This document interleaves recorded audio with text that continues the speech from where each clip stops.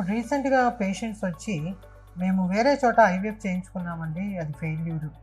మరి మీ దగ్గర చేయించుకుంటే మాకు ప్రెగ్నెన్సీ వస్తదా?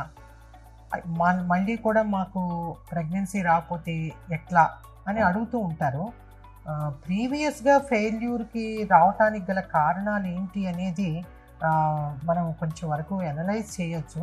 అంటే మన స్టిమ్యులేషన్ ప్రోటోకాల్ ఎలా ఉంది?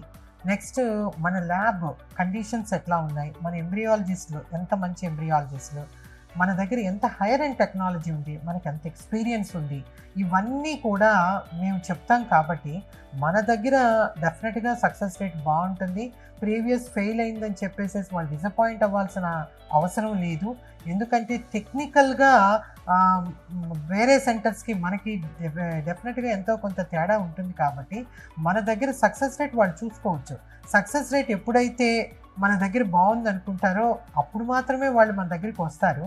సో, మనం తయారు చేసే ఎంబ్రియోస్ కానీ, మన ప్రొసీజర్ గానీ కొంచెం కరెక్ట్‌గా చేసుకుంటూ వెళ్ళిపోతే, మీకు సక్సెస్ రేట్ అయితే చాలా బావుంటుంది.